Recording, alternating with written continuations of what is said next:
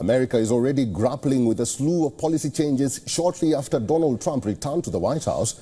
Immigrants and people hired under several diversity programs are the first to bear the brunt of the systemic overhaul. Shortly after striking down the Diversity, Equality and Inclusivity program in government jobs, several federal agencies have already removed websites focused on DEI.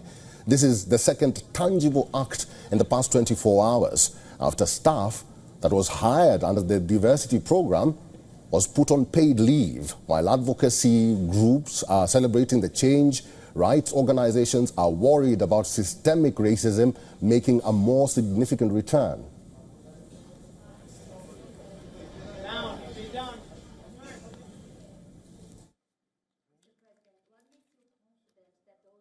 A number of reasons. Number one, they were in there for 3.5 years, a long time. Right. And in many solitary confinement, treated like nobody's ever been treated so badly. They were treated like the worst criminals in history. And you know what they were there for? They were protesting the vote because they knew the election was rigged and they were protesting the vote. And that you should be allowed to protest a vote. You should be allowed to. However, his move has sparked widespread controversy and raised concerns about accountability and the rule of law. Joining U.S. House Representative against Trump's decision, several law enforcement officers also voiced their criticism of Trump's decision to pardon the rioters. In the midst of public discourse, chambers of the U.S. Congress are busy sparring over several bills that the new administration is trying to push through. Democrat senators have pushed back against a bill on care for infants that were born alive during attempted abortions.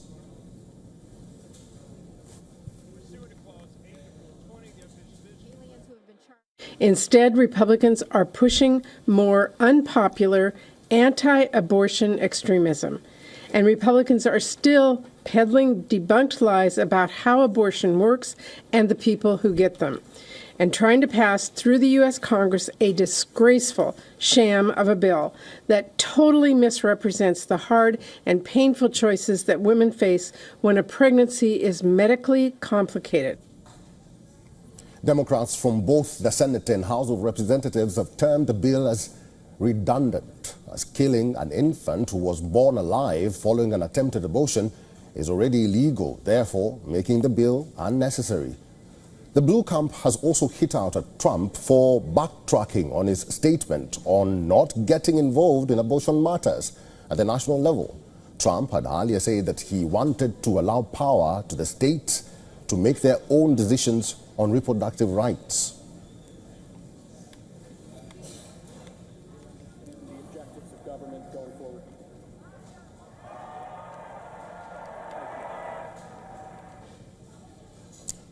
John Blank is a journalist and also foreign policy expert and former foreign policy advisor to President Joe Biden. He is now joining us live from D.C. Mr. Blank, good to see you and thank you very much for making time for us. It's been 3 days since Trump came back. Do you think he has kept track on his pledges to American people with all that he promised during the campaigns? Or are there any surprises to you? Well, he definitely has not even begun to fulfill the pledges that were the ones that got him into office. That is, to reduce inflation, to tackle the economic situation that many Americans are really feeling pain about. But we never expected any of that would happen. He came in with the smallest popular vote margin of any winning candidate in over half a century. And he's been acting exactly as he says, as if he's going to be a dictator on day one. He gave a get out of jail free card to over 1,000 insurgents who tried to overthrow the democratically elected government of the United States at his own instigation. And this is the key point. This is how he has shown and signaled he is going to conduct himself, by breaking the law and by encouraging others to break it on his behalf.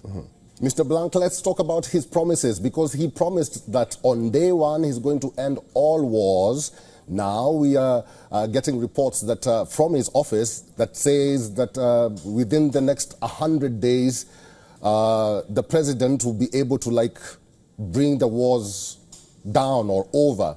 But now the president has something else. He is warning Putin. He has warned Putin 2 times now.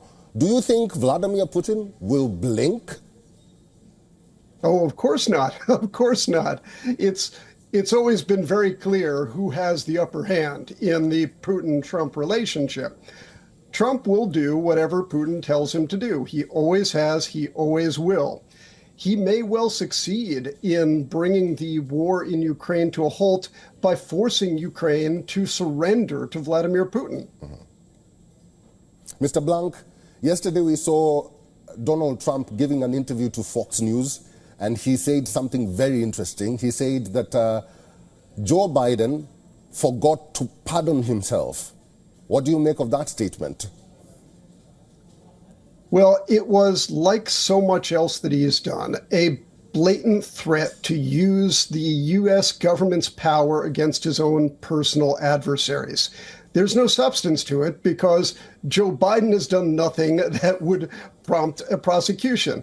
In any case, the Supreme Court has said completely unconstitutionally that a U.S. president has immunity for any official acts.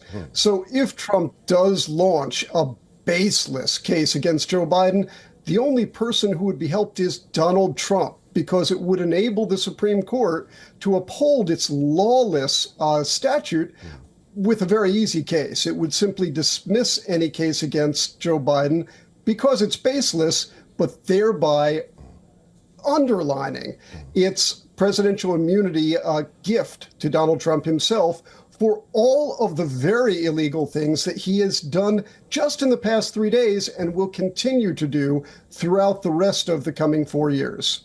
All right, Mr. Blank, as we wind this conversation up, I just want your quick thoughts on Mr. Trump's executive orders. What do you make of them? They're all of a piece. They all are basically Trump putting in his own policy against what he promised the American people. The American people basically said, we don't like inflation. And that was his margin of victory. Nothing he has done has in any way addressed that. All of it has been his own personal grievances and the signaling that he will ignore the law, for example, on birthright citizenship, and simply count on the Supreme Court to back him up on that. All right. Mr. John Blank, as always, good to have you with us. Thank you for talking to us today. Thank you for having me. For all the latest news, download the WION app and subscribe to our YouTube channel.